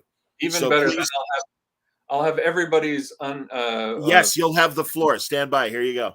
floor. All right. So basically, we have a situation in the world where artists up until 1500, I think it's 1515, whenever the printing press was created, artists would create one thing and then be paid for that one thing. And it was either a painting or a sculpture or something that you would hope that the person buying it would hope to retain for a long time. So we're talking about the Sistine Chapel, or we're talking about like paintings or sculpture and stuff like that. But you're only creating one object. You can create a number of different objects off of that. Like if you get really well known for having created like a Rodin used to do this, where he would like create a whole bunch of thinkers, but at any rate, you're doing it still one at a time. So basically we had a situation where up until the printing press, you could only create as an artist one thing. And then after the printing press was created, you had a situation where you could create multiple things off of one image. Like, so you would have a prime image and then you would be able to print up all sorts of things. That's where art sort of took a turn, like, and writing and all sorts of stuff, is that you could finally get a number of things out in front of people with this technique of printing up multiple things. Yes.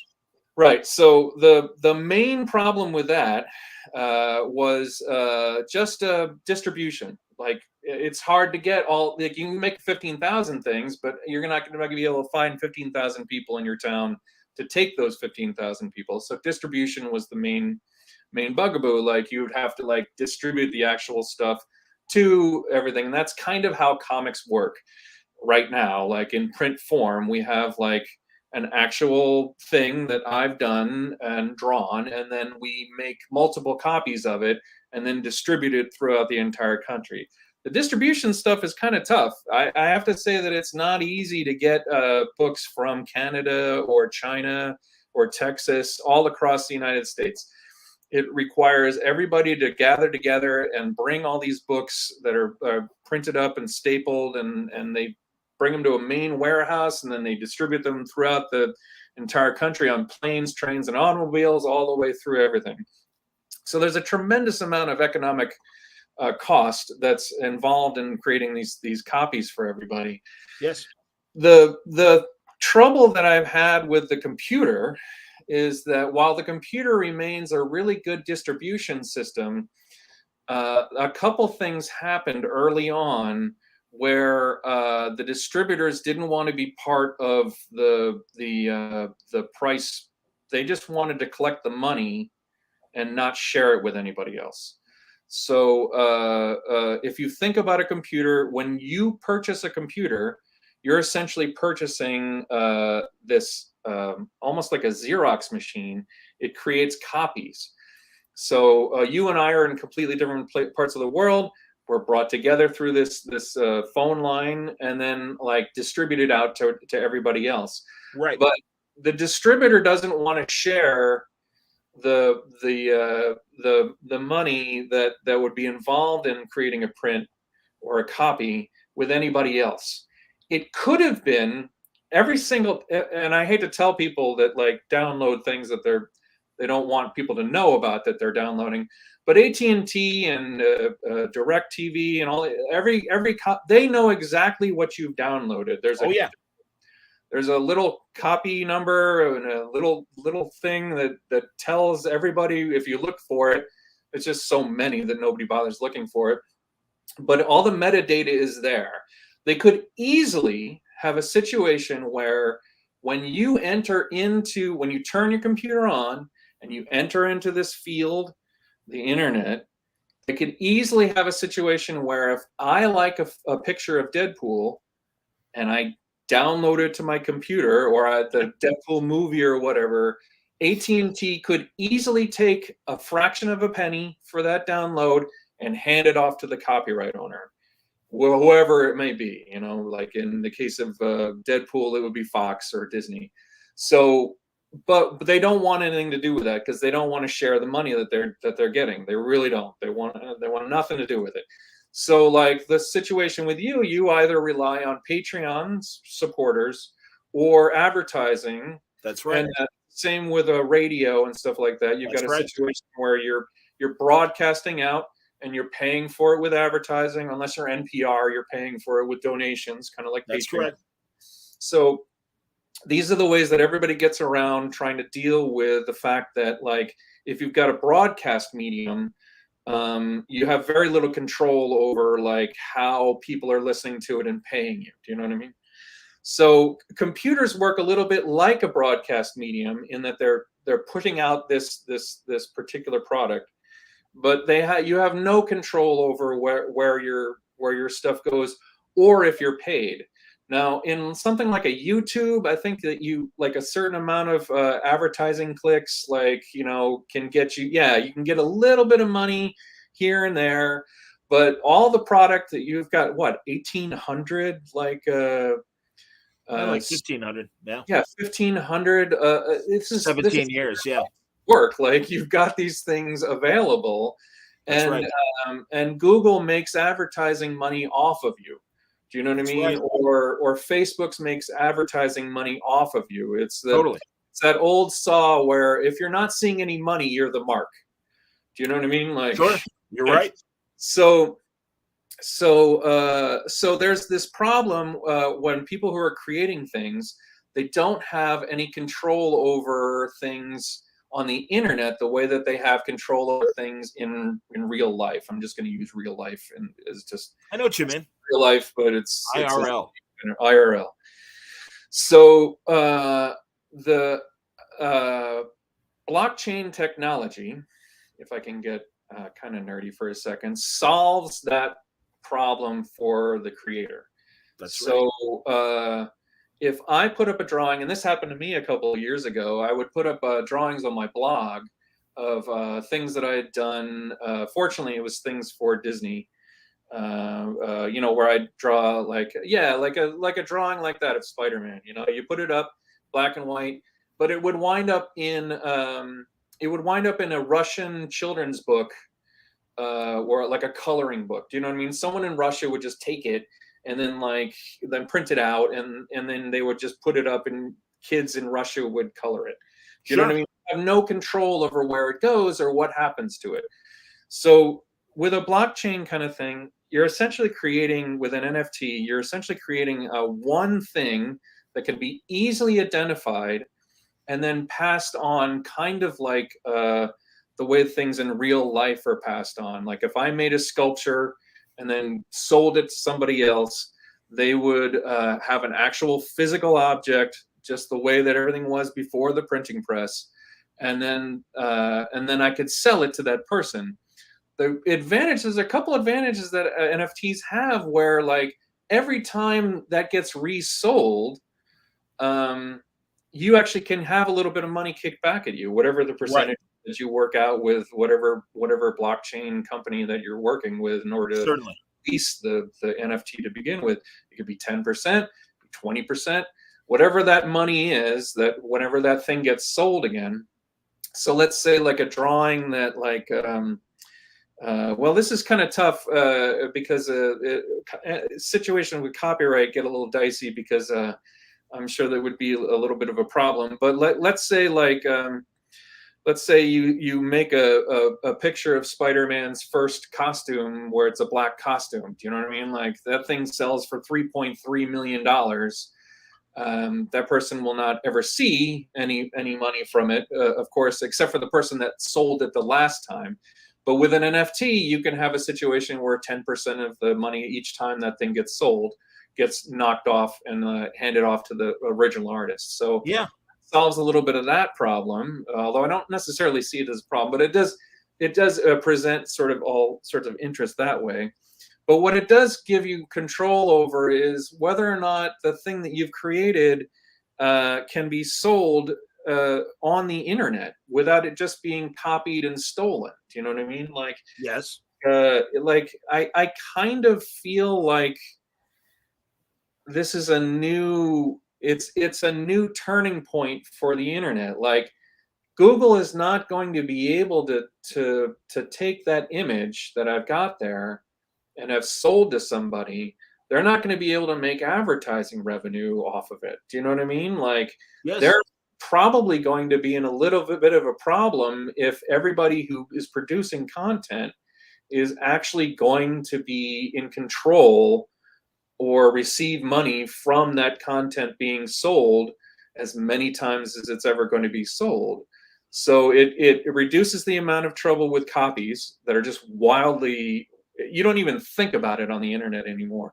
There was a little bit of trouble. There was a little bit of trouble early in the 1990s when everybody started just taking digital files and putting them everywhere. And that's kind of how I see like the problem now. There's guys that will take a comic, they'll buy a comic and they'll run home, scan it, and then post it. You know what I mean? Absolutely. I didn't give them the license to do that, but they do it. You know, there's no way for me to fight it. So yeah, I know a lot of people at the turn of the 2000s that were very frustrated because their creator-owned book only sold 7,000 copies through the direct market, and they found hundreds of thousands of people that BitTorrented them. Yeah, that way. It's a little depressing. So what winds up happening is that I don't think it would actually solve anything where like all those people would get 100,000 sales. You know what I mean? The sales wouldn't be any more. Like people love free things; they'll take free things. Sure. If you present something for some money, that they have to give it some more thought. Like there's an extra that they're going to take that not everybody's going to take. So you can't look at it like I sold 7,000 copies in this market, and then 100,000 people got it for free. Like it's not an equal kind of thing, but it's kind of close. And especially like in a place where you can control the marketplace a little bit more for yourself. I'm kind of looking forward to that kind of stuff being a situation that can really help artists out. Some of the stuff that I've seen so far, there are some copyright issues. Like Jose Delbo did a Wonder Woman. DC owns Wonder Woman. Like I wouldn't ever try to do something that's somebody else's property. Like I would never put up a Deadpool or something like that. But if if I'm making my own IP, like I'm excited to be able to try and do that, for myself, so. Yeah, that's just one of the things that I'm looking forward to being able to try and take advantage of. And I don't think that it's that bad. I'm hopeful for it solving some of the problems that I've had with the internet. My main issue with NFTs is the idea that cryptocurrency is used to purchase them, and that's kind of what I was trying to say with Garib. Yeah. And he really didn't answer the question, and that's fine. And also this stuff is all still getting sorted out. I was lucky enough to be part of a private town hall kind of conversation about NFTs with a lot of comic creators. Yeah. And I heard the pros and the cons, and what you described is absolutely good. And I do want artists to get paid for the work that they do. But as you say, if artist X were to put out a Marvel or DC character, well, like you said, they don't really own that. They don't own that, yeah. Unless they wanted to work out a deal with DC or Marvel. Yes. I mean, like that's and some have, in terms of the way that, in fact, I just played a commercial for Alex Ross and Alex Ross Art. Alex has a licensing agreement with DC to make and Marvel to make the lithos that they make. So all those new lithographs and posters and those pieces yeah, he DC gets a kickback of those sales, and that's fine. And then and I know the Kuberts have a licensing deal with DC and Marvel for not only Adam and Andy's stuff, but of course their father's stuff, Joe's stuff.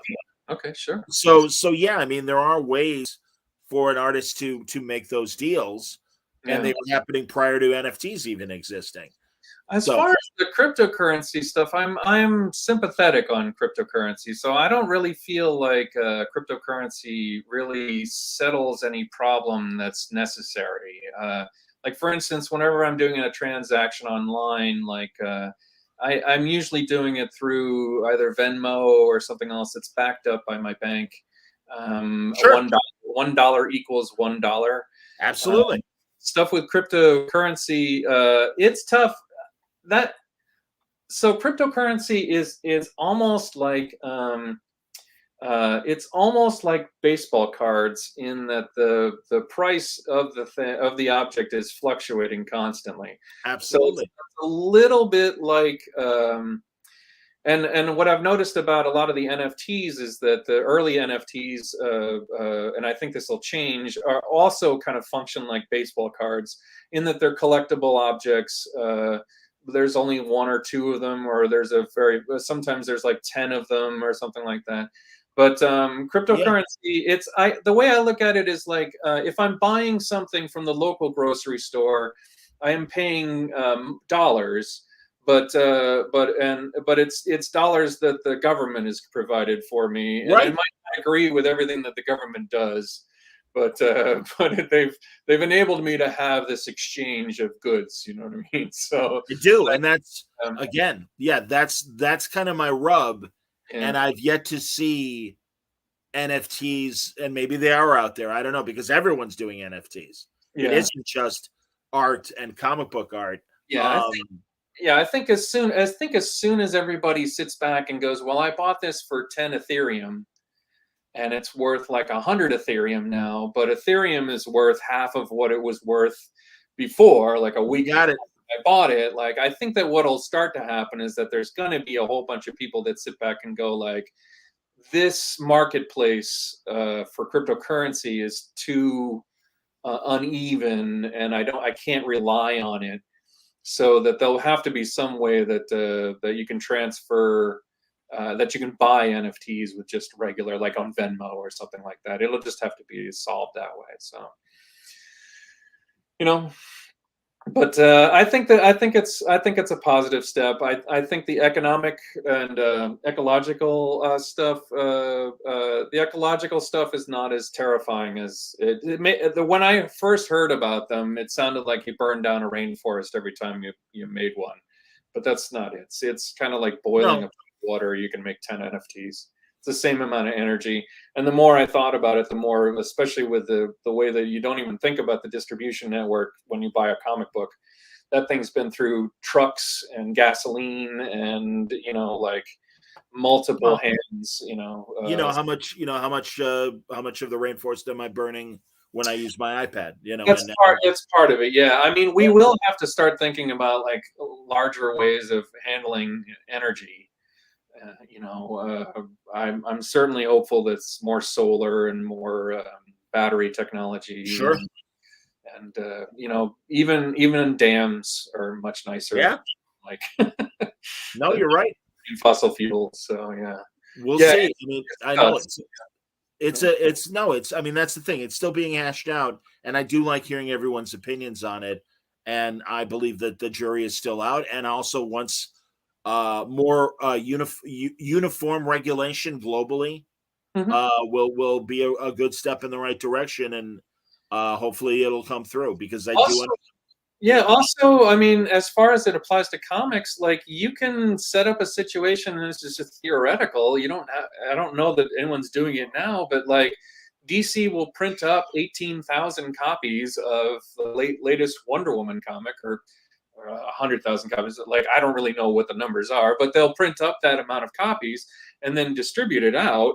But like, you could easily take an NFT, and instead of just making it one object, you could say there's 18,000 copies. Oh, absolutely. Like, you don't have to have it. and then the price could easily be like $3. Do you know what I mean? Like Sure. where you're not trying to get like like an Alex Ross print where I'm sure it's quite a bit of money to get One of one. Yeah, Yeah. one. So you Well, could, the other NFT example that I tried to engage Garib about was I gave the single image NFT example, but the other thing that in this open conversation that came up was the hypothetical I use is, all right, I made a deal with whoever has these Speed Racer IP right now, and I've created an NFT of kind of a game where you're driving the Mach 5. oh wow, yeah, You sure. can push all the buttons and everything and make it do all the crazy stuff that we were used to seeing the Mach 5 do. And like you said, created as a 15,000 NFT thing of, hey, if you want to play this game with the Mach 5, buy it this way. I have noticed game companies are always right on the edge of all that stuff. I have noticed a lot of game companies are starting to incorporate NFT stuff into their gameplay, and I think that as much as I have like a good sense of how this solves a number of problems I have with how the economics are for artists on the internet, Yeah. in practical terms, that's where the rubber is going to hit the road. Like, and it may be that within 10 years, all the hopes and dreams that I have about how these things work are dashed on the rocks because someone came along and decided they were going to fix something somewhere and change how it is.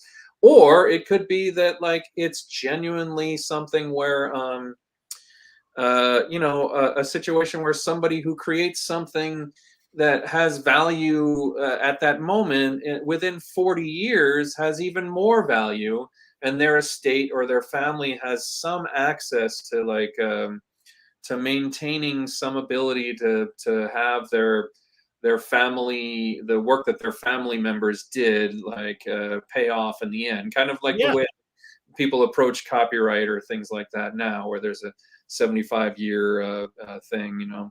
But also, I know that within that, like, it may be that the NFT that I create next year, like, no one's going to care about it in 10 years. Do you know what I mean? Sure. So that's the chance that you take launching yourself into a marketplace, is that nobody's going to care. Do you know what I mean? So like, and that's also the things that I have to kind of get over. You can't really ever think that way when you're starting a project and sort of sit back and go like, well, nobody's going to care about the thing. You're never going to do it. You know what I mean? Like, and no one's gonna ever enjoy it. It's kind of like the way that, apocryphally Stan would talk about like him and Joni talking about how he was doing comics and he didn't really feel that he was writing the comics that he wanted to write. And she was just like, you just have to do it. Like, do it the way you want to do it, Yeah. And so I don't know. So there's going to be, everyone's leaping in, I've noticed, and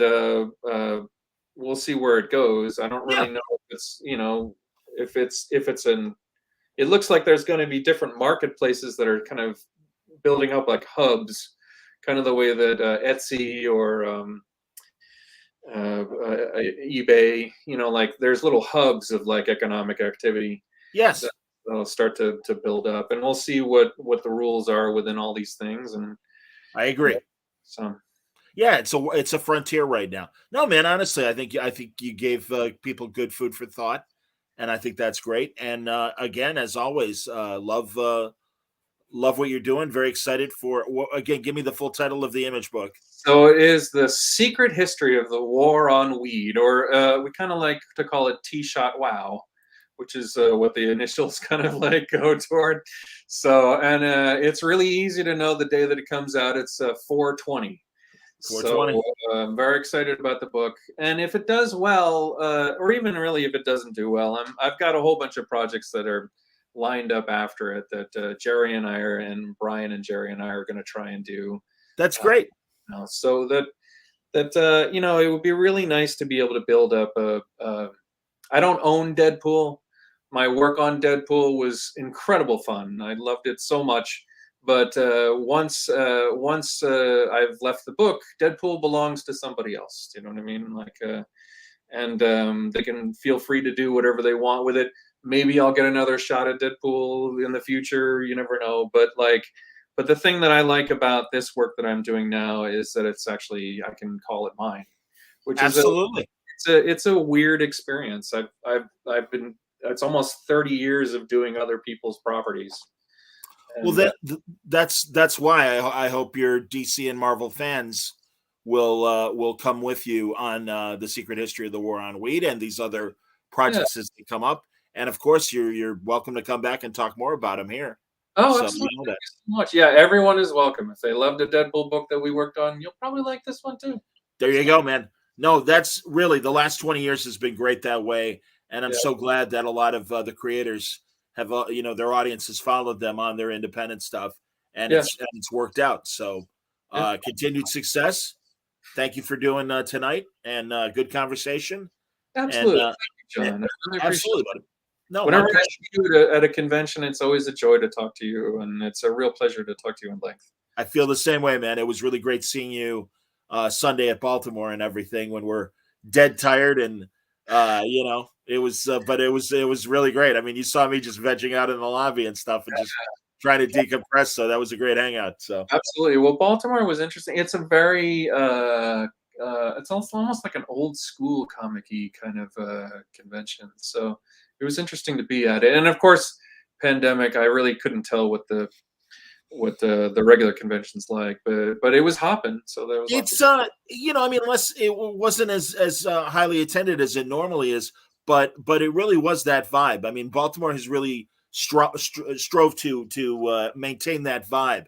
I mean, in fact, even as I helped them when they were doing their online show, we had access to TV and film people we could have had, and they're like, unless there's a real comic book tie, not interested. Oh And wow. they weren't interested in getting the wrestlers at that time. Maybe things have changed, but no, I mean, really, we really were like, hey, we can get X, we can get Y, and they're Yeah. like, yeah, but there's no comic book involved, even though it's a genre that is exploited in comics. There was no comic book, so they're like, yeah, no, that's okay. They said yes to Joe Henderson, the showrunner of Lucifer, because of the Vertigo tie-in and everything. But I can't give you examples that weren't like that. But think of Netflix shows or other TV shows and films, and it's like, no, they're not really comic books, so no, we're not interested. Interesting. But yeah, that's what's great about Baltimore. I like all the different flavors that each convention kind of has. I personally enjoy seeing all those all the people who've been in Walking Dead and stuff like that. I once tabled next to the woman who was a Huru on Nichelle Nichols, sure. Yeah, I was over the moon. I was like, oh my god, like she's just right there. Absolutely. So no, cool. The guy who played Boomer on Galactica. Yeah, stuff like that. It's really fun to talk to these people. Oh, one time I actually got to sit next to the guy who was Billy Batson in the 70s. Michael Gray. Yes, wonderful guy. I love talking with him. The convention that we were at was completely dead. There was nobody. It came up, so I spent 8 hours just talking with him. That's excellent. So that kind of stuff. But every convention has a different flavor. So glad to hear. Yeah, Baltimore. That was a lot of fun. So very cool, man. Excellent. Well, seriously, when the new stuff is ready, let me know, and we'll do another word balloon. And yeah, man, great conversation today. Thank you. That'd be great. Thanks a lot, John. I appreciate it. Absolutely. Thank you, everybody, for watching. It's going to be a fun week here on Word Balloon. A lot of afternoon programming. We're going to be talking to some heavy metal creators tomorrow. I'm talking to Susan Eisenberg. Speaking of, the animated Amazon, as I like to call her, the voice of Wonder Woman on the Justice League cartoons. But I want to talk to her about now that the full season of Masters of the Universe that she did with Kevin Smith and Sarah Michelle Gellar and the whole cast and everything. So I'm looking forward to some stories about that. And it's gonna be a fun week. So I hope everybody checks it out. Until next time,